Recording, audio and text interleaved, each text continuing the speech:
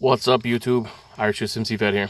Hey guys and gals, I'm doing a quick video on the rechargeable batteries that we use. According to the package, it says they will maintain their charge after 10 years in storage. So I have some that are 2 years storage, but we haven't had to rotate them yet. So the first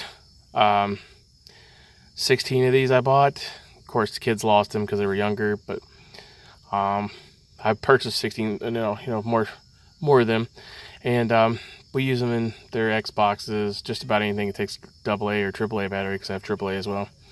I use 2 different chargers. It says to use it with the Panasonic charger, but I have a Panasonic charger that they originally came with, and then I purchased another one, and then I purchased an aftermarket charger that holds all 8 batteries, as where the Panasonic only holds 4.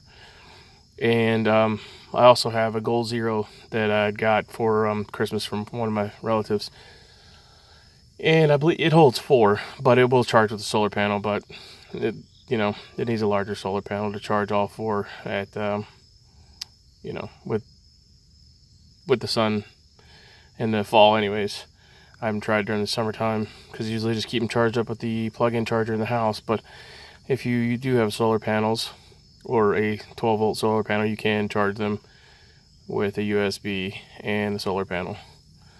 So anyways, just thought I'd let you guys know about this. So yeah, if you're interested, check them out. Well, as soon as I get my internet back, I'll start leaving links to stuff so you guys can go purchase the stuff if you wish. And yeah, anyways, there they are, Eneloop AA. Thumbs up, thumbs down, bitches, moles, complaints, leave them in the comment section below. And Semper Fi, Godspeed. Have a good day.